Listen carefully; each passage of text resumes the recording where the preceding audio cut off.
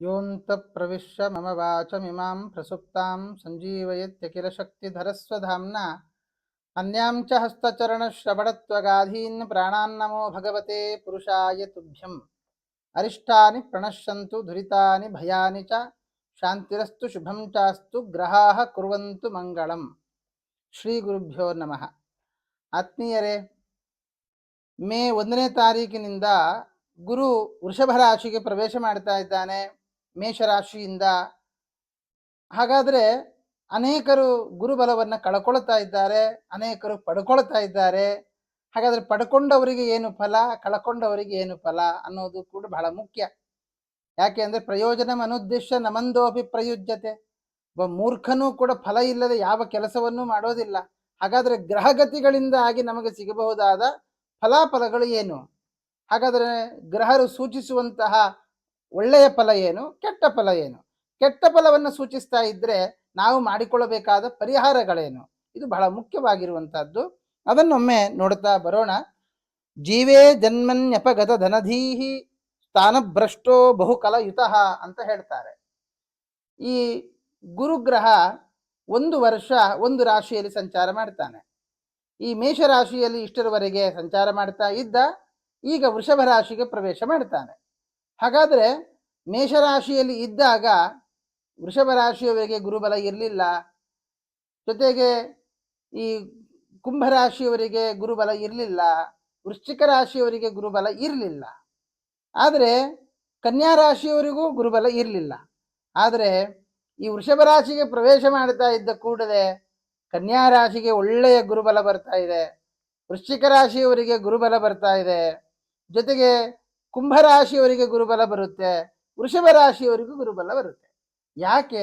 ಅದನ್ನು ಹೇಗೆ ತೀರ್ಮಾನ ಮಾಡೋದು ಗುರುಬಲ ಅಂತ ಹೇಳಿದ್ರೆ, ಷಷ್ಟಂ ದ್ವಾದಶಮಷ್ಟಮಂಚ ಮುನಯಃ ಭಾವಾನ್ ಅನಿಷ್ಟಾನ್ವಿದು. ಅನಿಷ್ಟ ಭಾವಗಳು ಅಂತ ಕೆಲವನ್ನ ತೀರ್ಮಾನ ಮಾಡಿದ್ದಾರೆ. ಅನಿಷ್ಟ ಭಾವದಲ್ಲಿ ಏನಾದರೂ ಗುರು ಬಂದ ಅಂತ ಆದರೆ ಗುರುಬಲ ಇಲ್ಲ ಅಂತ ತೀರ್ಮಾನ ಮಾಡಬೇಕು. ಅದು ಯಾವುದು ಅಂತಂದ್ರೆ 3, 6, 8, 12 ಇಷ್ಟದಲ್ಲಿ ಗುರು ಬಂದ ಅಂತ ಆದರೆ ಗುರುಬಲ ಇಲ್ಲ ಅಂತ ತೀರ್ಮಾನ. ಹಾಗಾಗಿ ಈ ವೃಷಭ ರಾಶಿಯವರಿಗೆ 12ರಲ್ಲಿ ಇದ್ದ ಆದ್ರಿಂದ ಗುರುಬಲ ಇರಲಿಲ್ಲ. ಈಗ ಲಗ್ನಕ್ಕೆ ಬಂದಿದ್ದಾನೆ, ಗುರುಬಲ ಚೆನ್ನಾಗಿದೆ. ಇನ್ನು ಯಾರ್ಯಾರಿಗೆ ಗುರುಬಲ ಇದೆ?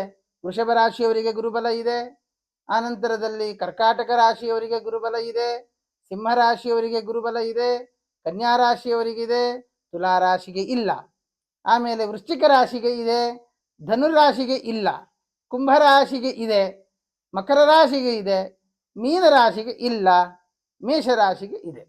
ಹಾಗಾಗಿ ಯಾವ್ಯಾವ ರಾಶಿಗೆ ಇಲ್ಲ, ಯಾವ್ಯಾವ ರಾಶಿಗೆ ಇದೆ ಅನ್ನುವುದು ನಮಗೆ ಸ್ಪಷ್ಟ ಆಯಿತು.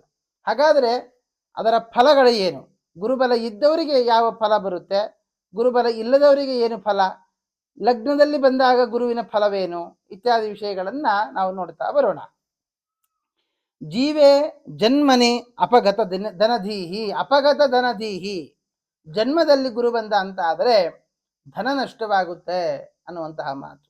ಹಣವನ್ನು ಕಳ್ಕೊಳ್ತೇವೆ, ಜೊತೆಗೆ ಬುದ್ಧಿನಾಶವಾಗುತ್ತೆ, ಆಮೇಲೆ ಬಹು ಜನರ ಜೊತೆ ಗಲಾಟೆಗೆ ನಿಂತುಕೊಳ್ತೇವೆ. ಹಾಗಾದ್ರೆ ಏನದು? ಗುರುಬಲ ಇದೆ ಅಂತನೋ ಇಲ್ಲ ಅಂತನೋ ಯಾವ ರೀತಿ ತಗೊಳ್ಬೇಕು ನಾವು ಅಂತಂದ್ರೆ, ಬುದ್ಧಿನಾಶ ಅಂತ ಹೇಳಿದ್ರೆ ನಾನು ನನ್ನದು ಅನ್ನುವಂತಹ ಅಹಂಕಾರ ಜಾಸ್ತಿ ಆಗುತ್ತೆ. ನಾನು ಮಾಡಿದ್ದೇ ಸರಿ, ನಂದೇ ನಡೀಬೇಕು ಅನ್ನುವಂತಹ ಬುದ್ಧಿ, ಅದು ಬುದ್ಧಿ ಏನಾಗುತ್ತೆ ನಮಗೆ ಅಧಿಕವಾಗ್ತಾ ಬಂದಾಗ ಸಹಜವಾಗಿ ನಾವೆಲ್ಲರ ಜೊತೆಯಲ್ಲಿ ಗಲಾಟೆ ಮಾಡ್ಲಿಕ್ಕೆ ಶುರು ಮಾಡ್ತೇವೆ. ನನ್ನ ಮಾತು ನಡಿಬೇಕು, ನಾನೇ ದೊಡ್ಡವನು ಅನ್ನುವಂತಹ ಮಾತು. ಹಾಗಾಗಿ ಲಗ್ನದಲ್ಲಿ ಅಂದ್ರೆ ವೃಷಭ ರಾಶಿಯವರಿಗೆ ಲಗ್ನದಲ್ಲಿ ಗುರು ಬರ್ತಾನೆ, ಆದ್ರಿಂದ ಚಂದ್ರ ಲಗ್ನದಲ್ಲಿ ಗುರು ಬಂದ ಅಂತ ಆದ್ರಿಂದ ಈ ಫಲವನ್ನು ಹೇಳಬೇಕು. ಬುದ್ಧಿನಾಶ, ಧನನಾಶ, ಸ್ಥಾನಭ್ರಂಶ, ಮತ್ತೆ ಅನೇಕ ಜನರ ಜೊತೆಗೆ ಗಲಾಟೆಗೆ ನಿಲ್ಲುವಂತಹದ್ದು. ಆದರೆ ಗುರುಬಲ ಒಂದು ಇರೋದರಿಂದ ನಾವು ಇದನ್ನು ಸರಿಯಾದ ರೀತಿಯಲ್ಲಿ ಬಳಸಿಕೊಳ್ಬೇಕು. ಬುದ್ಧಿ ಒಳ್ಳೆಯ ಬುದ್ಧಿ. ಹಾಗಾಗಿ ನಾವೇನು ಮಾಡಬೇಕು, ಅದನ್ನ 4-6 ಜನರ ಜೊತೆಗೆ ಒಂದು ಮೀಟಿಂಗ್ ತರದಲ್ಲಿ ಮಾಡಿ ವಿಚಾರ ವಿನಿಮಯವನ್ನ ಮಾಡಿಕೊಳ್ತಾ ಮುಂದುವರಿದಾಗ ನಮ್ಮನ್ನ ಜನರು ಮುಂದೆ ಮೇಲಿಡ್ತಾ ಬರ್ತಾರೆ. ನಾವೇ ಜನರ ಜೊತೆಗೆ ನಂದೇ ನಡಿಬೇಕು ಅಂತ ಹೇಳುವುದಕ್ಕಿಂತ ಜನರ ಜೊತೆ ಡಿಸ್ಕಸ್ ಮಾಡಿ ನಾವು ಡಿಸಿಷನ್ ತಗೊಂಡಾಗ ಎಲ್ಲ ಜನರು ನಮ್ಮನ್ನು ಮೇಲಿಡ್ತಾ ಬರ್ತಾರೆ. ಹಾಗಾಗಿ ವೃಷಭ ರಾಶಿಯವರು ಈ ರೀತಿಯಾದ ಎಚ್ಚರಿಕೆಯನ್ನು ಪಡೆಯಬೇಕು. ಅದರ ಜೊತೆಗೆ ಪ್ರತಿನಿತ್ಯ ವಿಷ್ಣು ಸಹಸ್ರನಾಮವನ್ನ ಪಠಿಸ್ತಾ ಬಂದಾಗ ಗುರುವಿನ ಬಲದಿಂದ ಮತ್ತೆ ಏನು ಅನರ್ಥಗಳು ಸೂಚಿತವಾಗ್ತಾ ಇದೆ ಆ ಅನರ್ಥಗಳು ಕೂಡ ಪರಿಹಾರವಾಗಿ ಸಂತೋಷವಾದ ಜೀವನವನ್ನ ನಡೆಸಬಹುದು. ಇನ್ನ ಈ ಮಿಥುನ ರಾಶಿಯವರಿಗೆ ಆಗುವಾಗ 12ರಲ್ಲಿ ಗುರು ಬರ್ತಾನೆ. ಇಷ್ಟರವರೆಗೆ ಲಾಭದಲ್ಲಿ ಗುರು ಇದ್ದ, ಈಗ 12ನೇ ಮನೆಗೆ ಪ್ರವೇಶ ಮಾಡಿದ್ದರಿಂದ 12ರ ಗುರು ಅವನು ಏನು ಮಾಡ್ತಾನೆ ಅಂತ ಹೇಳಿದ್ರೆ ಅದಕ್ಕೆ ಹೇಳ ದ್ವಾದಶೇ ಅಧ್ವ ನಿವಿ ಲೋಮ ದುಃಖ ಭಾಕ್ ಅಂತ ಹೇಳ್ತಾರೆ. ಅಂದ್ರೆ ದುಃಖ ಭಾಕ್ 12ನೇ ಮನೆಯಲ್ಲಿ ಅವನು ಸಂಚಾರ ಮಾಡುವ ಸಂದರ್ಭದಲ್ಲಿ ನಾವು ಎಲ್ಲಾದರೂ ಪ್ರಯಾಣ ಹೋದಾಗ ಪ್ರಯಾಣದಲ್ಲಿ ತೊಡಕುಂಟಾಗುವಂತಹದ್ದು, ಅದರಿಂದಾಗಿ ದುಃಖವನ್ನ ಪಡೆಯುವಂತಹದ್ದು, ಅಥವಾ ಈ ಬಿಸ್ನೆಸ್ ಮಾಡುವಂತಹ ವ್ಯಕ್ತಿಗಳು ಆಲ್ರೆಡಿ ಒಂದು ವ್ಯವಹಾರದಲ್ಲಿ ಪ್ರಯಾಣ ಮಾಡ್ತಾ ಇರ್ತಾರೆ, ವ್ಯವಹಾರವನ್ನು ಮಾಡ್ತಾ ಒಂದು ಬಿಸ್ನೆಸ್ಸಿನಲ್ಲಿ ಪ್ರಯಾಣ ಮಾಡ್ತಾ ಇರ್ತಾರೆ, ಅದರಲ್ಲಿ ಅನೇಕ ವಿಧವಾದ ಹಣವನ್ನ ಕಳಕೊಳ್ಳುವಂತಹದ್ದು. 12ನೇ ಮನೆಯಲ್ಲಿ ಗುರು ಸಂಚಾರ ಮಾಡುವಂತಹ ಕಾಲವಾದ್ದರಿಂದ ಅನೇಕ ವಿಧವಾದ ವಿಘ್ನಗಳು, ಜೊತೆಗೆ ಈಗ ಫಾರಿನ್ಗೆ ಹೋಗಿ ಒಳ್ಳೆ ಬಿಸ್ನೆಸ್ ಅನ್ನು ತರಬೇಕು ಅಂತ ಹೇಳಿ ಬೇರೆ ಬೇರೆ ದೇಶಕ್ಕೆಲ್ಲ ಹೋಗಿ ಸಂಚಾರ ಮಾಡಿ ಬರ್ತೇವೆ, ಆದರೆ ಯಾವುದು ವರ್ಕೌಟ್ ಆಗದೇ ಇರುವಂತಹದ್ದು, ಈ ರೀತಿಯಾದಂತಹ ತೊಂದರೆಗಳನ್ನ ಅನುಭವಿಸಬೇಕಾಗತ್ತೆ. ಆದ್ರಿಂದ ರಥೋದ್ಧತ ಎಂಬತಕ್ಕಂತಹ ವೃತ್ತವನ್ನ ಸಂಚಾರ ಮಾಡಿದ್ದರಿಂದ ನಾವು ಈ ರಥವೇರಿರ್ತಕ್ಕಂತಹ ಸೂರ್ಯನ ಸ್ಮರಣೆಯನ್ನ ವಿಶೇಷವಾಗಿ ಮಾಡ್ತಾ ಬರುವಂತಹದ್ದು, ಆ ಸೂರ್ಯೋದಯ ಕಾಲದಲ್ಲಿ ಸೂರ್ಯ ನಮಸ್ಕಾರಗಳನ್ನು ಮಾಡುವಂತಹದ್ದು, ಈ ರೀತಿಯಾಗಿ ಮಾಡಿದಾಗ ಮಿಥುನ ರಾಶಿಯವರಿಗೆ ಬರಬಹುದಾದಂತಹ ಸಮಸ್ಯೆಯಿಂದ ತಾವು ದೂರ ಆಗಬಹುದಾಗಿದೆ. ಇನ್ನ ಕರ್ಕಾಟಕ ರಾಶಿಯವರಿಗೆ 11ನೇ ಮನೆಯಲ್ಲಿ, ಇಷ್ಟು ದಿವಸ 10ನೇ ಮನೆಯಲ್ಲಿ ಗುರು ಇದ್ದ, 11ನೇ ಮನೆಗೆ ಗುರು ಪ್ರವೇಶ ಮಾಡಿದ್ದಾನೆ. ಆದ್ರಿಂದ ಕರ್ಕಾಟಕ ರಾಶಿಯವರಿಗಾಗುವಾಗ ಸ್ಥಾನ ಕಲ್ಯ ಧನಹ ದಶರಕ್ಷ ಗತಸ್ತತ್ ಪ್ರಧೋಭವತಿ ಲಾಭಗೋ ಗುರುಹು ಅಂತ ಹೇಳ್ತಾರೆ. ಅಂದ್ರೆ ಗುರು ಸಂಚರಿಸುವಾಗ ಸ್ಥಾನ ಲಾಭ ಶುಭಾದಿಗಳಾಗ್ತದೆ, ಧನಾದಿಗಳ ಪ್ರಾಪ್ತಿ ಆಗ್ತದೆ, ಸರ್ವ ಶುಭ. ಹೀಗೆ 11ರಲ್ಲಿ ಗುರು ಸಂಚಾರ ಮಾಡುವಾಗ ವಿಶೇಷವಾದಂತಹ ಸ್ಥಾನವನ್ನ ಧನವನ್ನ ಪಡೆದುಕೊಳ್ಳುವಂತಹ ಯೋಗ ಕರ್ಕಾಟಕ ರಾಶಿಯವರದ್ದಾಗಿದೆ. ಹಾಗಾಗಿ ಒಳ್ಳೆಯ ಯೋಗ, ಏನು ತೊಂದರೆ ಇಲ್ಲ. ಮತ್ತೆ ಇನ್ನ ಸಿಂಹರಾಶಿಯವರಿಗಾಗುವಾಗ 10ನೇ ಮನೆಯಲ್ಲಿ ಸಂಚಾರ ಮಾಡ್ತಾನೆ. 10ನೇ ಮನೆಯಲ್ಲಿ ಗುರು ಸಂಚಾರ ಮಾಡೋದ್ರಿಂದ ನೈಪುಣ್ಯಾಜ್ಞ ಪುತ್ರ ಕರ್ಮಾರ್ಥ ಸಿದ್ಧಿಂ ಅಂತ ಹೇಳ್ತಾರೆ. ಅಂದ್ರೆ 10ನೇ ಮನೆಯಲ್ಲಿರುವಾಗ ಸ್ಥಾನ ಮತ್ತೆ ಶುಭಾದಿಗಳು ಸಿಗ್ತದೆ, ಶುಭ ಕರ್ಮಗಳು ನಡೀತದೆ ಮನೆಯಲ್ಲಿ. ಮತ್ತೆ ಸಿಂಹರಾಶಿಗೆ ಅವನು ಪಂಚಮಾಧಿಪತಿಯೂ ಆಗಿರೋದ್ರಿಂದ ನೀವೇನಾದ್ರೂ ನಿಮ್ಮ ಮಕ್ಕಳ ಮದುವೆ ಮಾಡಬೇಕು ಅಂತ ಅನ್ಕೊಂಡಿದ್ರೆ, ಅಥವಾ ಮಕ್ಕಳಿಗೆ ಕೆಲಸ ಸಿಕ್ಕಿಲ್ಲ ಅಂತ ಪೇಚಾಡ್ತಾ ಇದ್ರಿ ಅಂತ ಆದ್ರೆ ಖಂಡಿತವಾಗಿಯೂ ಕೂಡ ಸಂತಾನದ ವಿಷಯದಲ್ಲಿ ಅನುಕೂಲವಾಗ್ತದೆ, ಮಕ್ಕಳ ಏಳಿಗೆ ಅಂತದ್ದು ಆಗ್ತದೆ, ಅದರಿಂದಾಗಿ ನಿಮಗೆ ಸಂತೋಷ ಅಂತಕ್ಕಂಥದ್ದು ಸಿಂಹರಾಶಿಯವರು ನೋಡಬಹುದಾಗಿದೆ. ಮಕ್ಕಳಿಂದಾಗಿ ಸಂತೋಷವನ್ನು ಪಡೆದುಕೊಳ್ಳುವಂತಹ ಯೋಗ 10ರ ಒಂದು ಗುರುವಿನಿಂದಾಗಿ ನಾವು ವಿಚಾರ ಮಾಡಬಹುದು. ಇನ್ನ ಕನ್ಯಾ ರಾಶಿಗೆ 9ರಲ್ಲಿ ಗುರು ಸಂಚಾರ ಇರೋದ್ರಿಂದ 9ರಲ್ಲಿ ಗುರು ಸಂಚಾರ ಮಾಡುವ ಸಂದರ್ಭ ನೈಪುಣ್ಯಾಜ್ಞ ಸಿದ್ಧಿಂ ಪುತ್ರ ಕಾಮೇಷ್ಟಿಯ ಅಂತ ಹೇಳ್ತಾರೆ. ಅಂದ್ರೆ ಒಳ್ಳೆಯ ಬುದ್ಧಿವಂತಿಕೆ, ನಿಮ್ಮ ಬುದ್ಧಿವಂತಿಕೆಯನ್ನು ಸರಿಯಾದ ಸಂದರ್ಭದಲ್ಲಿ ಉಪಯೋಗಿಸುವಂತಹ ಚಾಣಾಕ್ಷತನ ಈ ಸಂದರ್ಭದಲ್ಲಿ ಕಾಣಬಹುದಾಗಿದೆ. ಜೊತೆಗೆ ಒಳ್ಳೆಯ ಜ್ಞಾನವನ್ನು ಪಡೆದುಕೊಳ್ಳುವಂತಹದ್ದು, ಸಂತಾನವನ್ನು ಪಡೆದುಕೊಳ್ಳುವಂತಹದ್ದು, ಪುತ್ರ ಕರ್ಮಾರ್ಥ ಸಿದ್ಧಿಂ. ನೀವು ಏನು ಕೆಲಸ ಮಾಡ್ತಾ ಇದ್ದೀರಿ, ಯಾವ ಒಂದು ಉದ್ದೇಶ ಇಟ್ಟುಕೊಂಡು ಯಾವ ಕೆಲಸವನ್ನು ಮಾಡ್ತಾ ಇದ್ದೀರಿ, ಆ ಕೆಲಸದಿಂದ ಆ ಕಾರ್ಯ ಸಾಧನೆ ಅಂತಕ್ಕಂಥದ್ದು ಆಗ್ತದೆ. ಹಾಗಾಗಿ ಈ 9ರ ಗುರು ಅಂದ್ರೆ ಕನ್ಯಾ ರಾಶಿಯವರು ಈ ವರ್ಷ ಒಂದು ವರ್ಷ ಬಹಳ ಅನರ್ಥವನ್ನ, ಬಹಳ ಕಷ್ಟವನ್ನ, ವಿವಾಹ ಆಗದೇ ಇರತಕ್ಕಂಥವರಿಗೆ ವಿವಾಹಕ್ಕೋಸ್ಕರ ಪ್ರಯತ್ನ ಪಟ್ಟದ್ದು ಅನೇಕರು ಇದ್ದೀರಿ. ಅನೇಕರು ಅನೇಕ ವಿಧವಾದ ಕಷ್ಟಗಳನ್ನ ಗುರು ಅಷ್ಟಮದಲ್ಲಿ ಸಂಚಾರ ಮಾಡುವಾಗ ಅನುಭವಿಸಿದ್ದೀರಿ. ಈಗ ಗುರು ನವಮಕ್ಕೆ ಹೋದ ಕಾರಣ ಮದುವೆ ಆಗದವರಿಗೆ ಮದುವೆಯ ಪ್ರಾಪ್ತಿ, ಮನೆ ತಗೊಳ್ಬೇಕು ಅಂತ ವಿಚಾರ ಮಾಡುವವರಿಗೆ ಮನೆ ಲಾಭ ಆಗುವಂತಹದ್ದು, ಅಥವಾ ತಾಯಿಯ ಆರೋಗ್ಯದಲ್ಲಿ ಏನಾದ್ರು ಏರುಪೇರು ಆಗ್ತಾ ಇತ್ತು ಅಂತ ಆದ್ರೆ ಅದು ಸರಿ ಹೋಗುವಂತಹದ್ದು, ಸ್ವಲ್ಪ ನೆಮ್ಮದಿ, ಮನಸ್ಸಿಗೆ ನೆಮ್ಮದಿ ಸಿಗುವಂತಹದ್ದು, ಇದೆಲ್ಲವನ್ನು ಕೂಡ ನಾವು ಹೇಳಬಹುದಾಗಿದೆ. ಆದರೆ ಗುರು ಬಂದ ಕೂಡ ಇದೆಲ್ಲವೂ ಆಗಿ ಹೋಗುತ್ತಾ ಅಂತಂದ್ರೆ ಅಷ್ಟೇ ಅಲ್ಲ, ಬೇರೆ ಗ್ರಹ ಸ್ಥಿತಿಗಳು ಕೂಡ ನಮಗೆ ಅಡ್ಡಿ ಮಾಡಬಹುದು. ಅದರಲ್ಲಿ ಪ್ರಧಾನವಾಗಿ ಶನಿ 6ರಲ್ಲಿ ಸಂಚಾರ ಮಾಡುವುದರಿಂದಾಗಿ ದೇವತಾ ಪ್ರಾರ್ಥನೆಗಳು ಕೂಡ ಅಧಿಕವಾಗಿ ಬೇಕು. ಕನ್ಯಾ ರಾಶಿಯವರು ಆ ಶ್ರೀ ಆಂಜನೇಯ ಸ್ವಾಮಿಯನ್ನ ವಿಶೇಷವಾಗಿ ಆರಾಧನೆ ಮಾಡ್ತಾ ಬನ್ನಿ. ಖಂಡಿತವಾಗಿಯೂ ಗುರು ನವಮದಲ್ಲಿ ಸಂಚಾರ ಮಾಡುವಾಗ ಏನು ಫಲವನ್ನು ತೋರಿಸ್ತಾ ಇದ್ದಾನೆ ಅದನ್ನ ಅನುಭವಿಸುವಂತಹ ಯೋಗ ಭಾಗ್ಯಗಳು ನಿಮ್ಮದಾಗುತ್ತೆ. ಇನ್ನ ತುಲಾರಾಶಿ ತುಲಾ ರಾಶಿಗಾಗುವಾಗ ಈ ಸಪ್ತಮದಲ್ಲಿದ್ದ ಅನೇಕ ಸುಖಗಳನ್ನ ತುಲಾ ರಾಶಿಯವರು ಅನುಭವಿಸಿದ್ದೀರಿ ಒಂದು ವರ್ಷ. ಈಗ ಅಷ್ಟಮಕ್ಕೆ ಸಂಚಾರ ಮಾಡಿದ್ದರಿಂದ ಅಷ್ಟಮದಲ್ಲಿ ಸಂಚಾರ ಮಾಡುವಾಗ ಹೇಳ್ತಾರೆ, ಬಂಧಂ ವ್ಯಾಧಿಂ ಚಾಷ್ಟಮೇ ಶೋಕ ಮುಗ್ರಂ ಮಾರ್ಗ ಕ್ಲೇಶಂ ಮೃತ್ಯು ತುಲ್ಯಾಂಶ ರೋಗಾನ್. ಇಷ್ಟು ಸ್ಪಷ್ಟವಾಗಿ ಹೇಳ್ತಾರೆ ನೋಡಿ. ಬಂಧನ ಆಗುತ್ತೆ, ಅನೇಕ ವ್ಯಾಧಿಗಳು ಬರುತ್ತೆ, ಆಮೇಲೆ ಶೋಕ ದುಃಖ ಆಗುತ್ತೆ, ಉಗ್ರಂ ಉಗ್ರವಾದ ಶೋಕ, ಆಯ್ತಾ, ಮಾರ್ಗ ಕ್ಲೇಶಂ ನಾವು ಏನೋ ಕೆಲಸಕ್ಕೆ ಅಂತ ಹೋಗ್ತೇವೆ, ಕೆಲಸ ಆಗೋಲ್ಲ, ಮತ್ತೆ ಪುನಃ ಖಾಲಿ ಕೈಯಲ್ಲಿ ವಾಪಸ್ ಬರುವಂತಹದ್ದು. ಮೃತ್ಯು ತುಲ್ಯಾಂಶ ರೋಗಾನ್, ಮರಣ ಆಗುತ್ತೆ ಅಂತಲ್ಲ, ಮರಣ ಸದೃಶವಾದಂತಹ ರೋಗಗಳು ಬರುತ್ತೆ. ನಮಗೆ ಆಗಬೇಕು ಅಂತ ಇಲ್ಲ ಇವೆಲ್ಲ. ನಮ್ಮ ಜೊತೆಗಿರುವಂತಹವರು, ನಮ್ಮ ಆತ್ಮೀಯರಿಗೆ ಏನಾದರೂ ಕಷ್ಟ ಬಂದರೂ ಕೂಡ ಅದು ನಾವು ತಡ್ಕೊಳ್ಳಿಕ್ಕೆ ಆಗೋಲ್ಲ. ಯಾಕೆ ಈ ಮಾತು ಹೇಳ್ತಾ ಇದ್ದೇನೆ ಅಂದ್ರೆ, ತುಲಾ ರಾಶಿಯವರಿಗೆ 3ನೇ ಭಾವಾಧಿಪತಿ ಜೊತೆಗೆ ಷಷ್ಠಾಧಿಪತಿ ಆಗಿದ್ದಾನೆ. ಆದ್ರಿಂದ ನಮಗೆ ನಮ್ಮ ಶತ್ರುಗಳು ಜಾಸ್ತಿ ಆಗ್ತಾರೆ, ಅಥವಾ ನಾವೇ ಶತ್ರುಗಳನ್ನು ಜಾಸ್ತಿ ಮಾಡಿಕೊಳ್ತೇವೆ. 3ನೇ ಮನೆ ಆದ್ರಿಂದಾಗಿ 3ನೇ ಮನೆ ಅಧಿಪತಿ ಆಗಿರೋದ್ರಿಂದ ಸಹೋದರರು ಸಹೋದರಿಯರು ಇವರಿಗೂ ಕೂಡ ಅನೇಕ ತೊಂದರೆಗಳಾಗುವಂತಹದ್ದು, ಅದರಿಂದಾಗಿ ನಾವು ಪೇಚಾಡುವಂತಹ ಒಂದು ಸಾಧ್ಯತೆಗಳೆಲ್ಲ ಇದ್ದಾವೆ. ಅದ್ರ ಜೊತೆಗೆ ನಾವು ಕೂಡ, ಯಾರು ತುಲಾರಾಶಿಯವರು ಇದ್ದೀರಿ, ನೀವು ಕೂಡ ಅನೇಕ ವ್ಯಾಧಿಗಳಿಗೆ ತುತ್ತಾಗುವಂತಹದ್ದು. ಅದರಲ್ಲಿಯೂ ಕೂಡ ಈ ಮುಖಕ್ಕೆ ಸಂಬಂಧಪಟ್ಟ ಹಾಗೆ, ಚರ್ಮಕ್ಕೆ ಸಂಬಂಧಪಟ್ಟ ಹಾಗೆ ಸ್ವಲ್ಪ ಅನಾರೋಗ್ಯಗಳು ಜಾಸ್ತಿ ಆಗುವಂತಹ ಸಾಧ್ಯತೆ ಇದೆ. ಜೊತೆಗೆ ಬಂಧನ, ಯಾರೋ ಮಾಡಿದ ತಪ್ಪಿಗೆ ನಾವು ಬಂಧನಕ್ಕೆ ಒಳಗಾಗುವಂತಹದ್ದು, ಇದೆಲ್ಲವೂ ಕೂಡ ಸಾಧ್ಯತೆ ಇದೆ. ಹಾಗಾಗಿ ನೀವು ಲಕ್ಷ್ಮೀ ನರಸಿಂಹದೇವರನ್ನ ವಿಶೇಷವಾಗಿ ಪ್ರಾರ್ಥನೆ ಮಾಡಿ, ಪ್ರತಿ ಗುರುವಾರ ನರಸಿಂಹದೇವರ ದೇವಾಲಯಕ್ಕೆ ಹೋಗಿ ಅಲ್ಲಿ ನರಸಿಂಹದೇವರ ಪ್ರಾರ್ಥನೆ, ನಿಮಗೆ ಇನ್ನೂ ಅನುಕೂಲ ಆಯಿತು ಅಂತ ಆದರೆ 1000 ಬಾರಿ ವಿಷ್ಣು ಸಹಸ್ರನಾಮ ಜಪವನ್ನ ಮಾಡಿ, ವಿಷ್ಣು ಸಹಸ್ರನಾಮ ಹೋಮವನ್ನ ಮಾಡಿಸಿ, ಬಹಳ ಒಳ್ಳೆಯದಾಗುತ್ತೆ. ಏನು ದೋಷಗಳು ಸೂಚಿತವಾಗ್ತಾ ಇದೆ ಆ ದೋಷಗಳು ಕೂಡ ಪರಿಹಾರವಾಗುತ್ತೆ. ಜೊತೆಗೆ ಪಂಚಮದ ಶನಿ ಇರೋದ್ರಿಂದ, ಪುತ್ರ ಕಾರಕನು ಗುರು ಅಷ್ಟಮಕ್ಕೆ ಹೋದದ್ದರಿಂದ ಸಂತಾನದ ವಿಷಯದಲ್ಲಿಯೂ ಕೂಡ ತಡ ಆಗುವಂತಹ ಸಾಧ್ಯತೆಗಳು ಇದ್ದಾವೆ. ಹಾಗಾಗಿ ಅದಕ್ಕೆ ತಕ್ಕ ಪರಿಹಾರಗಳನ್ನ ಜಾತಕ ವಿಮರ್ಶೆಯನ್ನು ಮಾಡಿಸಿಕೊಂಡು ಮಾಡುವಂತಹದ್ದು ಬಹಳ ಒಳ್ಳೆಯದು. ಇನ್ನ ವೃಶ್ಚಿಕ ರಾಶಿಯವರಿಗೆ ಈಗ ಆಲ್ರೆಡಿ ಈ ಷಷ್ಠದಲ್ಲಿ ಗುರು ಸಂಚಾರ ಮಾಡುವಾಗ ಅನೇಕ ವ್ಯಾಧಿಗಳು, ಅನೇಕ ದುಃಖ ಇದನ್ನೆಲ್ಲ ಅನುಭವಿಸಿದ್ದೀರಿ. ವಿವಾಹಾದಿ ವಿಷಯದಲ್ಲಿ, ಹಣಕಾಸಿನ ವಿಷಯದಲ್ಲಿ, ಸಂತಾನದ ವಿಷಯದಲ್ಲಿ ತೊಂದರೆಗಳನ್ನ ನೋಡಿದ್ದೀರಿ. ಆದರೆ ಈಗ ಸಪ್ತಮಕ್ಕೆ ಗುರು ಬಂದದ್ದರಿಂದ ಒಳ್ಳೆ ಗುರುಬಲ ಬಂದಿದೆ. ಒಳ್ಳೆ ಗುರುಬಲ ಬಂದದ್ದರಿಂದ ಜನಯತಿ ಸಪ್ತಮ ರಾಶಿಂ ಉಪೇತಃ ಲಲಿತ ಪದಾಂತ ಗಿರಂ ದಿಶಣಾಂಚ.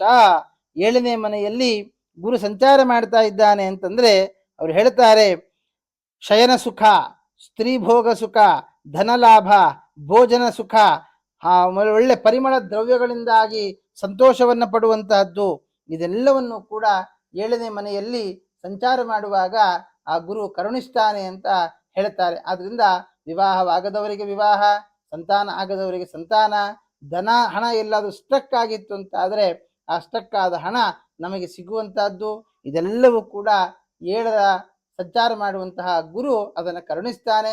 ಒಂದು ವೇಳೆ ನಿಮ್ಮ ಜಾತಕದಲ್ಲಿ ಕಷ್ಟ ಇದ್ದು ಅದರಿಂದಾಗಿ ತೊಂದರೆಗಳು ಬರ್ತಾ ಇದೆ ಅಂತ ಆದಲ್ಲಿ ನೀವು ವಿಶೇಷವಾಗಿ ಮಹಾದುರ್ಗೆಯನ್ನ ಪ್ರಾರ್ಥನೆ ಮಾಡಿ, ದುರ್ಗಾದೇವಿಯ ಪ್ರಾರ್ಥನೆಯಿಂದ ಬರಬಹುದಾದ ಒಳ್ಳೆಯದಾಗ್ತದೆ. ಆದರೆ ಎಲ್ಲೋ ಒಂದು ಕಡೆಯಲ್ಲಿ ಜಾತಕದ ರೀತ್ಯ ಬರುವಂತಹ ಕಷ್ಟಗಳು ಇರ್ತದೆ.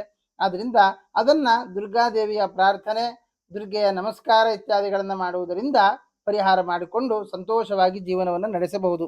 ಇನ್ನ ಧನುರಾಶಿಯವರಿಗಾಗುವಾಗ 6ರಲ್ಲಿ ಸಂಚಾರ ಮಾಡುವಂತಹ ಗುರು ಲಗ್ನಾಧಿಪತಿಯಾಗಿ 6ರಲ್ಲಿ ಸಂಚಾರ ಮಾಡುವಾಗ ಅದಕ್ಕೆ ಹೇಳ್ತಾರೆ, 6ರಲ್ಲಿ ಗುರು ಸಂಚಾರ ಮಾಡ್ತಾ ಬಂದ ಅಂತ ಆದರೆ ಅದಕ್ಕೆ ಫಲಾದಿಗಳನ್ನು ಹೇಳುವಾಗ, ತ್ರಿದಶ ಗುರು ಹರಣಿಪ್ಲುತ ಶಾವ ವಿಚಿತ್ರಿತಾಂ ರಿಪುಗತೆ ಮನಸಃ ಸುಖದಂ ಗುರೌ. ರಿಪುಗತೆ ಮನಸಃ ಸುಖದಂ, ಮನಸ್ಸಿಗೆ ಸ್ವಲ್ಪ ಉಲ್ಲಾಸವನ್ನ ಕೊಡ್ತಾನಂತೆ, ಆದರೆ ಶತ್ರುಗಳು ಜಾಸ್ತಿ ಆಗ್ತಾರೆ ಅಂತ ಹೇಳ್ತಾರೆ. ಶತ್ರುಗಳು ಜಾಸ್ತಿ ಆಗುವಂತಹದ್ದು ಆಯ್ತಾ, ಜೊತೆಗೆ ಮನಸ್ಸಿಗೆ ಒಂದು ಸ್ವಲ್ಪ ಎಲ್ಲೋ ಒಂದು ಕಡೆಯಲ್ಲಿ ಕಿರಿಕಿರಿ ಆಗುವಂತಹದ್ದು, ಮಾನಸಿಕವಾದಂತಹ ನೆಮ್ಮದಿ ಇಲ್ಲದೆ ಇರುವಂತಹ ಸಾಧ್ಯತೆಗಳು ಕೂಡ ಇರ್ತದೆ. ಲಗ್ನಾಧಿಪತಿ ಆದಂತಹ ಗುರುವೇ ಷಷ್ಠದಲ್ಲಿ, ಜೊತೆಗೆ ಚತುರ್ಥಾಧಿಪತಿ ಹೌದು. ಆದ್ರಿಂದ ಈ ಮಾತೃ ಸ್ಥಾನಾಧಿಪತಿ ಗೃಹಸ್ಥಾನಾಧಿಪತಿ, ಆದ್ರಿಂದ ತಾಯಿಯ ಆರೋಗ್ಯದಲ್ಲಿ ಏರ್ಪೇರಾಗುವಂತಹದ್ದು, ಜೊತೆಗೆ ಮನೆಯ ವಿಷಯದಲ್ಲಿ ಅಥವಾ ಯಾವುದಾದ್ರೂ ಒಂದು ಜಾಗದ ವಿಷಯದಲ್ಲಿ ತೊಂದರೆಯನ್ನು ಅನುಭವಿಸುವಂತಹ ಸಾಧ್ಯತೆಗಳು ಕೂಡ ಇದ್ದಾವೆ. ಆದ್ರಿಂದ ಷಷ್ಠದಲ್ಲಿ ಗುರು ಸಂಚಾರ ಮಾಡುವುದರಿಂದ ಧನುರಾಶಿಯವರು ವಿಶೇಷವಾಗಿ ಭೂದೇವಿ ಸಮೇತನಾದಂತಹ ವರಾಹ ದೇವರನ್ನ ಪ್ರಾರ್ಥನೆ ಮಾಡಿಕೊಳ್ಳಿ. ವರಾಹ ದೇವರ ಪ್ರಾರ್ಥನೆಯಿಂದ ಬರಬಹುದಾದಂತಹ ಸುಖ ಅಥವಾ ಪಡಿಬೇಕಾದ ಸುಖ ಏನಿದೆ ಅದನ್ನ ಪಡಿತೀರಿ. ಬರಬಹುದಾದಂತಹ ದುಃಖ ಏನಿದೆ ಆ ದುಃಖವನ್ನು ದೂರ ಮಾಡಿಕೊಳ್ಳಬಹುದು. ಜಾಗಕ್ಕೆ ಸಂಬಂಧಪಟ್ಟ ತೊಂದರೆಗಳೇನಾದರೂ ಬರುವುದಿದ್ರೆ ಅದನ್ನೂ ಕೂಡ ಪರಿಹಾರ ಮಾಡಿಕೊಳ್ಳಬಹುದಾಗಿದೆ. ಇನ್ನ ಮಕರ ರಾಶಿಯವರು, ಮಕರ ರಾಶಿಗಾಗುವಾಗ ಪಂಚಮದ ಗುರುವಿನ ಸಂಚಾರ ಇಷ್ಟುವರೆಗೆ ಚತುರ್ಥದಲ್ಲಿ ಇದ್ದ, ಇನ್ನು ಮುಂದೆ ಪಂಚಮದಲ್ಲಿ ಸಂಚಾರ ಮಾಡ್ತಾನೆ. ಪಂಚಮದಲ್ಲಿ ಸಂಚಾರ ಮಾಡುವಾಗ ಹೇಳುವಂತಹದ್ದು ನ ಸಖೀ ವದನಂ ತಿಲಕೋಜ್ವಲಂ ನ ಭವನಂ ಶಿಖಿ ಕೋಕಿಲ ನಾದಿತಂ ಹರಿಣಪ್ಲುತ ಶಾವ ಚಿತ್ರಿತಂ ಅಂತ ಹೇಳ್ತಾರೆ. ಅಂದ್ರೆ 5ರಲ್ಲಿ ಗುರು ಸಂಚಾರ ಮಾಡುವಾಗ ಸೇವಕರು, ನಮಗೆ ಅನೇಕರು ಸೇವಕರು ಸಿಗ್ತಾರೆ. ಅಡಿಗೆ ಮಾಡ್ಲಿಕ್ಕೆ ಅಡಿಗೆಯವರು, ಮನೆ ಕೆಲಸ ಮಾಡ್ಲಿಕ್ಕೆ ಕೆಲಸದವರು, ಹೀಗೆ ನಮಗೆ ಕೆಲಸದವರಿಂದಾಗಿ ಯಾವ ತೊಂದರೆ ಅಂತಕ್ಕಂತಹದ್ದು ಬರೋದಿಲ್ಲ. ಜೊತೆಗೆ ಸ್ವಗೃಹವಾಸ, ನಮ್ಮ ಮನೆಯಲ್ಲಿ ನಾವು ವಾಸ ಮಾಡುವಂತಹದ್ದು, ಇದನ್ನ ಅನೇಕರು ಅನುಭವಿಸಿರ್ತೀವಿ. ನಾವು ಮನೆ ಮಾಡಿರ್ತೇವೆ, ಮನೆ ಇರುತ್ತೆ, ನಾವು ಬಾಡಿಗೆ ಮನೆಯಲ್ಲಿದ್ದು ನಮ್ಮ ಮನೆಯನ್ನು ಇನ್ನೊಬ್ರಿಗೆ ಬಾಡಿಗೆ ಕೊಟ್ಟಿರ್ತೀವಿ. ಸ್ವಂತ ಮನೆ ಇಟ್ಟುಕೊಂಡು ನಾವು ಬಾಡಿಗೆ ಮನೆಯಲ್ಲಿ ವಾಸ ಮಾಡ್ತಾ ಇರ್ತೇವೆ. ಆದರೆ ಪಂಚಮದ ಗುರು ಏನು ಮಾಡ್ತಾನೆ, ಸ್ವಗೃಹವಾಸಂ, ಮನೆ ಇದ್ದು ಬಾಡಿಗೆ ಕೊಟ್ಟಿದ್ರೆ ನಿಮ್ಮ ಮನೆಗೆ ನೀವು ಹೋಗುವಂತಹದ್ದು, ಅಥವಾ ನೀವು ಸ್ವಂತ ಮನೆಯನ್ನ ಕಟ್ಟಿಕೊಂಡು ಅಥವಾ ತೆಗೆದುಕೊಂಡು ಆ ಮನೆಯಲ್ಲಿ ವಾಸ ಮಾಡುವಂತಹ ಯೋಗವನ್ನ ಪಂಚಮದ ಗುರು ಕೊಡ್ತಾನೆ. ಜೊತೆಗೆ ಸ್ತ್ರೀ ಲಾಭ, ವಿವಾಹವಾಗದವರಿಗೆ ವಿವಾಹಾದಿಗಳು ಆಗುವಂತಹದ್ದು, ವಸ್ತ್ರ ಲಾಭ, ಒಳ್ಳೊಳ್ಳೆ ಬಟ್ಟೆಗಳನ್ನು ಧಾರಣೆ ಮಾಡುವಂತಹದ್ದು, ಮಣಿ ಸಮಾನರಾಗಿರತಕ್ಕಂತಹ ಉತ್ತಮವಾದ ಆಭರಣಗಳನ್ನ ಧರಿಸುವಂತಹ ಯೋಗವನ್ನ ಪಂಚಮದ ಗುರು ಕೊಡ್ತಾನೆ. ಹಾಗಾಗಿ ಮಕರ ರಾಶಿಗೆ ಒಳ್ಳೆಯ ಯೋಗ, ಮನೆ ಕಟ್ಟುವಂತಹದ್ದು, ಮನೆ ಕಟ್ಟುವವರಿಗೆ ಮನೆ ಯೋಗ, ವಿವಾಹವಾಗದವರಿಗೆ ವಿವಾಹ ಯೋಗಾದಿಗಳು ಇತ್ಯಾದಿಗಳೆಲ್ಲ ಒಳ್ಳೆಯ ಫಲವನ್ನ ತಿಳಿಸಿಕೊಟ್ಟಿದ್ದಾರೆ. ಒಂದು ವೇಳೆ ಇದನ್ನ ನಾವು ಅನುಭವಿಸ್ತಾ ಇಲ್ಲ ಅಂತ ಆದರೆ ನಿಮ್ಮ ಜಾತಕದಲ್ಲಿ ಏನಾದರೂ ಹೆಚ್ಚು ದೋಷಗಳು ಇದ್ದಾಗ ಗೋಚಾರದ ಫಲ ನಮಗೆ ಅನುಭವಕ್ಕೆ ಬರೋಲ್ಲ. ಆದ್ರಿಂದ ಒಂದು ಜಾತಕ ವಿಮರ್ಶೆಯನ್ನು ಮಾಡಿಸುವುದು ಒಳ್ಳೆಯದು. ಇನ್ನ ಕುಂಭರಾಶಿಯವರು, ಕುಂಭರಾಶಿಯವರಿಗೆ ಆಗುವಾಗ 3ರಲ್ಲಿ ಗುರುವಿನ ಸಂಚಾರವಿತ್ತು, ಈಗ 4ಕ್ಕೆ ಗುರುವಿನ ಸಂಚಾರ ನಡೀತಾ ಇದೆ. ಆದ್ರಿಂದ 4ರಲ್ಲಿ ಗುರುವಿನ ಸಂಚಾರವಿದ್ದಾಗ ಹೇಳ್ತಾರೆ, ಜೀವೇ ಶಾಂತಿಂ ಪೀಡಿತಶ್ಚಿತ್ತಶ್ಚ ಸಂವೇತ್ ನೈವಗ್ರಾಪೆ ನಾಪಿ ವನೆ ಮತ್ತ ಮಯೂರೇ ಅಂತ ಹೇಳ್ತಾರೆ. ಅಂದ್ರೆ 4ರಲ್ಲಿ ಸಂಚಾರ ಮಾಡುವಾಗ ಬಂಧು ಜನರಿಂದ, ನಮ್ಮ ಸಂಬಂಧಿಕರಿಂದಲೇ ನಾವು ಕ್ಲೇಶಕ್ಕೆ ಒಳಗಾಗುವಂತಹದ್ದು, ಜೊತೆಗೆ ಮನಸ್ಸಿಗೆ ನೆಮ್ಮದಿ ಇಲ್ಲದೆ ಇರುವಂತಹದ್ದು, ಗ್ರಾಮದಲ್ಲಾಗಲಿ ಅಥವಾ ವನದಲ್ಲಾಗಲಿ, ನಾವು ಈಗ ಕಾಡಿನಲ್ಲಿ ನೋಡಿ ಈ ನವಿಲು ಮರಿಗಳು ಸಂತೋಷವಾಗಿ ಜೀವನ ಮಾಡಬೇಕು. ಆದರೆ ಅಲ್ಲಿಗೆ ಸಿಂಹ ಬಂದ್ರೆ ಅಥವಾ ನರಿ ಬಂತು, ಅವಾಗ ಏನು ಮಾಡುತ್ತೆ ನವಿಲುಗಳು, ಬಹಳ ದುಃಖದಿಂದ ಓಡಿ ಹೋಗ್ಬಿಡ್ತದೆ. ಹಾಗೆ ನಮ್ಮ ಮನಸ್ಸು ಕೂಡ ಹಾಗೆ ಅಂತ ಹೇಳ್ತಾರೆ. ಮಯೂರ ವೃತ್ತವನ್ನ ಪ್ರಯೋಗ ಮಾಡಿ ಹೇಳಿರೋದ್ರಿಂದ ಮಯೂರದ ಹಾಗೆ ಆಗಿಬಿಡುತ್ತೆ ನಮ್ಮ ಮನಸ್ಸು, ಚೆನ್ನಾಗಿರ್ತೇವೆ, ಆದರೆ ಆ ದುಃಖ ನಮ್ಮನ್ನ ಎಲ್ಲದ ಸಮಸ್ಯೆಗಳನ್ನು ತಂದೊಡ್ಡು ಬಿಡುತ್ತೆ. ಅದನ್ನ 4ರ ಗುರು, ಅದು ಗುರುಬಲವನ್ನ ಸೂಚನೆ ಮಾಡಿದ್ರು ಕೆಲವಕ್ಕೆ ಉಪನಯನಾದಿಗಳಿಗೆ 4ರಲ್ಲಿ ಗುರು ಸಂಚಾರ ಮಾಡುವಾಗ ಉಪನಯನವನ್ನ ಮಾಡಬಾರದು ಅಂತ ಹೇಳ್ತಾರೆ. ಆದ್ರಿಂದ ಆ 4ರಲ್ಲಿ ಗುರು ಬಂದಾಗ ಒಳಿತೂ ಇದೆ, ಕೆಟ್ಟದ್ದು ಇದೆ. ಏನು ಒಳಿತು ಅಂತಂದ್ರೆ ಮನಸ್ಸಿಗೆ ದುಃಖ, ಆದರೆ ಮನೆಗೆ ಸಂಬಂಧಪಟ್ಟ ಹಾಗೆ ಪುರೋಗತಿ ಅಂತಕ್ಕಂಥದ್ದು, ಮನೆಯಲ್ಲಿ ಕಲ್ಯಾಣ ವೃದ್ಧಿ ಅಂತಕ್ಕಂಥದ್ದು, ಇದನ್ನೆಲ್ಲ ನಾವು ಗಮನಿಸಬಹುದಾಗಿದೆ. ಹಾಗಾಗಿ ಯಾರು ಕುಂಭರಾಶಿಯವರು ಇದ್ದೀರಿ, ಕುಂಭರಾಶಿಯವರು ವಿಶೇಷವಾಗಿ ಆ ಹನುಮಂತ ದೇವರ ಪ್ರಾರ್ಥನೆ, ಅದರ ಜೊತೆಗೆ ರಾಮನನ್ನ ಪೂಜಿಸುವಂತಹ ಕೋದಂಡ ರಾಮದೇವರು, ಅಂದ್ರೆ ಈ ಹನುಮಂತ ದೇವರು ರಾಮದೇವರ ಜೊತೆಯಲ್ಲಿರುವಂತಹ, ರಾಮದೇವರ ಜೊತೆಯಲ್ಲಿರ್ತಕ್ಕಂತಹ ಹನುಮಂತನನ್ನ ವಿಶೇಷವಾಗಿ ಪ್ರಾರ್ಥನೆ ಮಾಡಿದಾಗ ನಮಗೆ ಅನುಕೂಲಗಳಾಗತ್ತೆ. ಇನ್ನ ಕೊನೆಯದಾಗಿ ಮೀನರಾಶಿ, ಮೀನರಾಶಿಯವರು ಆ ಗುರುಬಲವನ್ನ ಕಳ್ಕೊಂಡಿದ್ದೀರಿ. ಇಷ್ಟು ದಿವಸ ಒಳ್ಳೆಯ ಗುರುಬಲ ಇತ್ತು, ಈಗ 3ರಲ್ಲಿ ಗುರುವಿನ ಸಂಚಾರ ಇರುವುದರಿಂದ ಗುರುಬಲವನ್ನ ಕಳ್ಕೊಂಡಿದ್ದೀರಿ. 3ರಲ್ಲಿ ಗುರು ಸಂಚಾರ ಇದ್ದಾಗ ಸ್ಥಾನಭ್ರಂಶಾತ್ ಕಾರ್ಯ ವಿಘಾತಶ್ಚ ತೃತೀಯೇನೈಕೈ ಕ್ಲೇಶ ಬಂಧು ಅಂತ ಹೇಳ್ತಾರೆ. ಅದರಿಂದ 3ರ ಗುರು ಸಂಚಾರ ಮಾಡುವಾಗ ಅಂದ್ರೆ ಮೀನರಾಶಿಯವರಿಗೆ ಸ್ಥಾನಭ್ರಂಶ, ಕೆಲಸದಲ್ಲಿ ತೊಂದರೆ ಆಗುವಂತಹದ್ದು, ಕಾರಣ ಕರ್ಮಾಧಿಪತಿಯು ಗುರುವೇ ಆಗಿರೋದ್ರಿಂದ ಕೆಲಸವನ್ನು ಕಳ್ಕೊಳ್ಳುವಂತಹದ್ದು ಅಥವಾ ಕೆಲಸದಲ್ಲಿ ಹೈ ಪ್ರೆಷರ್ ನಾವು ಅನುಭವಿಸುವಂತಹದ್ದು, ಈ ರೀತಿಯಾಗಿರತಕ್ಕಂತಹ ಸ್ಥಾನಭ್ರಂಶ ಅಂತಕ್ಕಂಥದ್ದು, ಜೊತೆಗೆ ಕಾರ್ಯವಿಘಾತಶ್ಚ. ನಾವೆಷ್ಟೇ ಒಳ್ಳೆ ರೀತಿಯಲ್ಲಿ ಕೆಲಸವನ್ನು ಮಾಡಿಕೊಟ್ರೂ ಕೂಡ ಅದರಲ್ಲಿ ಅವರಿಗೆ ಸಮಾಧಾನ ಇರೋಲ್ಲ. ಇದು ಸರಿಯಾಗಿ ಆಗಿಲ್ಲ ಕೆಲಸ, ಇನ್ನೂ ಸ್ವಲ್ಪ ಕೆಲಸ ಮಾಡಿಕೊಡಿ, ಸರಿಯಾಗಿ ಮಾಡಿಲ್ಲ ನೀವು ಅಂತ ನಮ್ಮ ಮೇಲೆ ಇಲ್ಲ ಸಲ್ಲದ ಆಪಾದನೆಗಳ ಹಾಕುವಂತಹದ್ದು. ಒಳ್ಳೆ ಧೈರ್ಯವಂತರಾಗಿರ್ತೀರಿ, ಇದ್ದಕ್ಕಿದ್ದ ಹಾಗೆ ಧೈರ್ಯವನ್ನು ಕಳ್ಕೊಳ್ಳುವಂತಹದ್ದು. ಜೊತೆಗೆ ನಿಮ್ಮ ಅಣ್ಣ ತಮ್ಮಂದಿರ ಮಧ್ಯದಲ್ಲಿ ಭಿನ್ನಾಭಿಪ್ರಾಯಗಳು ಬರುವಂತಹದ್ದು. ಈ ರೀತಿಯಾದಂತಹ ಸಮಸ್ಯೆಗಳನ್ನ ಮೀನರಾಶಿಯವರು ಎದುರಿಸಬೇಕಾಗತ್ತೆ. ಹಾಗಾಗಿ ಅಂತಹ ಯಾವುದೇ ವಿಧವಾದ ದೋಷಗಳು ಕಂಡು ಬಂತು ಅಂತಾದರೆ ಆ ರೀತಿಯಾಗಿರ್ತಕ್ಕಂತಹ ದೋಷದ ಪರಿಹಾರಕ್ಕೋಸ್ಕರವಾಗಿ ನೀವು ಭೂದೀಳಾ ಸಮೇತ ಲಕ್ಷ್ಮೀ ವೆಂಕಟೇಶ್ವರನ ವಿಶೇಷವಾದ ಪ್ರಾರ್ಥನೆ, ಅಥವಾ ತಿರುಪತಿಗೆ ಹೋಗಿ ತಿರುಪತಿಯಲ್ಲಿ ಇರತಕ್ಕಂತಹ ಶ್ರೀನಿವಾಸ ದೇವರ ದರ್ಶನವನ್ನ ಮಾಡಿಕೊಂಡು ಬರುವುದರಿಂದ ಒಳಿತಾಗುತ್ತೆ. ಇನ್ನ ಮೇಷರಾಶಿಯವರಿಗಾಗುವಾಗ ಯಾವ ರೀತಿಯಾದ ಫಲ? ಯಾಕೆಂದ್ರೆ ವೃಷಭ ರಾಶಿಯಿಂದ ನಾನು ಹೇಳಿಕೊಂಡು ಬಂದಿದ್ದೇನೆ.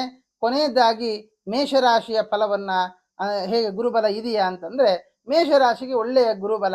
ನಾನು ಆಗಲೇ ಹೇಳಿದೆ, ಲಗ್ನದಲ್ಲಿದ್ದಾಗ ಬುದ್ಧಿನಾಶವನ್ನು ಮಾಡ್ತಾನೆ. ಅದೇ 2ರಲ್ಲಿ ಸಂಚಾರ ಮಾಡುವಾಗ ಪ್ರಾಪ್ಯರ್ಥೇರ್ಥಾನ್ ವೆರಿರಪಿ ಕುರುತೆ ಕಾಂತಸ್ಯಾಬ್ಜೆ ಭ್ರಮರ ವಿಲಸಿತಂ ಅಂತ ಹೇಳ್ತಾರೆ. ಅಂದ್ರೆ ಈ ಶತ್ರುಗಳ ನಾಶ ಆಗುವಂತಹದ್ದು, ಮಾತಿನಿಂದಲೇನೆ ಎಲ್ಲವನ್ನೂ ಕೂಡ ಸಮಾಧಾನ ಪಡಿಸುವಂತಹದ್ದು, ಹಣದ ಲಾಭ ಆಗುವಂತಹದ್ದು ಇತ್ಯಾದಿಗಳನ್ನು ನಾವು ಈ 2ರಲ್ಲಿ ಸಂಚಾರ ಮಾಡುವಾಗ ನೋಡಬಹುದಾಗಿದೆ. ಅಥವಾ ಹೆಂಡತಿಯಿಂದಾಗಿ ಆಗುವಂತಹ ಏನು ತೊಂದರೆಗಳು, ಅಥವಾ ಹೆಂಡತಿ ಗಂಡರ ಮಧ್ಯದಲ್ಲಿ ಏನಾದರೂ ಭಿನ್ನಾಭಿಪ್ರಾಯಗಳಿತ್ತು ಅಂತ ಆದರೆ, ಕೌಟುಂಬಿಕವಾದಂತಹ ಕಲಹ ಇತ್ತು ಅಂತ ಆದರೆ, ಆ ಕಲಹವನ್ನು ಕೂಡ ಪರಿಹಾರ ಮಾಡಿಕೊಳ್ಳುವಂತಹ ಸಮಯ ಇದಾಗಿದೆ. ಹಾಗಾಗಿ ಈ ಮೇಷರಾಶಿಯವರಿಗೆ ಅನುಕೂಲಗಳು, ದೇವತಾನುಗ್ರಹಗಳು, ಗುರುಬಲವು ಅಧಿಕವಾಗಿದೆ. ಆದರೆ ಈ ಮಾತಿನಿಂದಾಗಿ ಆಗುವಂತಹ ಲಾಭ ಇತ್ಯಾದಿಗಳೆಲ್ಲ ಇದ್ದಾವೆ. ಆದರೆ ಒಂದು ವೇಳೆ ಏನಾದರೂ ಗ್ರಹಗತಿಗಳು ಅಂದ್ರೆ ಗೋಚಾರದಲ್ಲಿ ಬೇರೆ ಗ್ರಹಗಳ ಗತಿಯಿಂದ ಅಥವಾ ಜಾತಕದಲ್ಲಿ ಸೂಚಿತವಾದಂತಹ ಸಮಸ್ಯೆಯಿಂದ ಏನಾದರೂ ಸಮಸ್ಯೆಗಳು ಅಧಿಕವಾಯಿತು ಅಂತ ಆದರೆ, ಆ ಅಧಿಕವಾದ ಸಮಸ್ಯೆಗಳನ್ನ ಪರಿಹಾರ ಮಾಡಿಕೊಳ್ಳುವುದಕ್ಕೋಸ್ಕರವಾಗಿ ನೀವು ವಿಶೇಷವಾಗಿ ಆ ಒಂದು ದುರ್ಗೆಯ ಪ್ರಾರ್ಥನೆಯನ್ನ ಮಾಡುವಂತಹದ್ದು.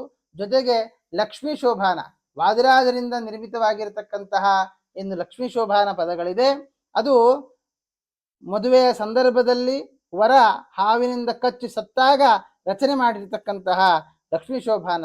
ಲಕ್ಷ್ಮೀ ಶೋಭಾನ ಮುಗಿಯೋದರೊಳಗೆ ಆ ಸತ್ತಂತಹ ವರ ಎದ್ದು ನಿಂತುಕೊಳ್ಳುತ್ತಾನೆ. ಆ ಹುಡುಗಿಗೆ ಒಳ್ಳೆಯ ಸೋಮಾಂಗಲ್ಯವನ್ನ ಕರುಣಿಸಿದಂತಹ ಪದ್ಯಗಳು ಇವು. ಅಂತಹ ಪದ್ಯಗಳ ಪಾರಾಯಣ ಮತ್ತು ಜಪಾದಿಗಳನ್ನು ಮಾಡ್ತಾ ಬಂದಾಗ ಮೇಷರಾಶಿಯವರಿಗೆ ಬರಬಹುದಾದ ಸಮಸ್ಯೆಯನ್ನ ದೂರ ಮಾಡಿಕೊಳ್ಳಬಹುದು. ಹಾಗಾಗಿ ಒಟ್ಟಾರೆ ಈ ಗುರುವಿನಿಂದಾಗಿ ಗೋಚಾರದಲ್ಲಿ ಸೂಚಿತವಾದಂತಹ ಫಲಾಫಲಗಳನ್ನ ನಿಮ್ಮ ಮುಂದೆ ಇಟ್ಟಿದ್ದೇನೆ. ಇದೇ ಬಲವತಿ ರಾಶವು ತದಧಿಪತಿ ಉಚ್ಚ ಅಂತ ಹೇಳ್ತಾ ಬರ್ತಾರೆ ವರಾಹ ಮಿಹಿರರು. ಫಲಗಳನ್ನ ಹೇಳಿ ಕೊನೆಗೊಂದು ಮಾತು ಹೇಳ್ತಾರೆ, ಇದರಿಂದವೇ ಎಲ್ಲವೂ ತೀರ್ಮಾನ ಆಗೋದಿಲ್ಲ. ನಿಮ್ಮ ಬೇರೆ ಬೇರೆಯ ಗೋಚಾರ ಫಲಗಳು, ಈಗ ನಮಗೆ ಬ್ಯಾಂಕಲ್ಲಿ ಅಕೌಂಟಲ್ಲಿ ದುಡ್ಡಿರುತ್ತೆ, ಆದರೆ ಪಾಸ್ವರ್ಡು ಅಥವಾ ಅಕೌಂಟ್ ನಂಬರ್ ನಮಗೆ ಗೊತ್ತೇ ಇಲ್ಲ ಅಂತ ಆದರೆ ಆ ದುಡ್ಡನ್ನು ನಾವು ಪಡೆದುಕೊಳ್ಳಿಕ್ಕೆ ಆಗೋಲ್ಲ. ಅದೇ ತರಹದಲ್ಲಿ ಬೇರೆ ಬೇರೆ ಗ್ರಹರಿಂದಾಗಿ ದೋಷಗಳು ಅಧಿಕವಾಗಿ ಸೂಚಿತವಾದಾಗ ಗುರುವಿನಿಂದಾಗಿ ಸೂಚಿತವಾದಂತಹ ಫಲಗಳ ಕ್ವಾಂಟಿಟಿ ಅಂತಕ್ಕಂಥದ್ದು ಅಥವಾ ಕ್ವಾಲಿಟಿ ಅಂತಕ್ಕಂಥದ್ದು ಕಡಿಮೆ ಆಗಿಬಿಡುತ್ತೆ.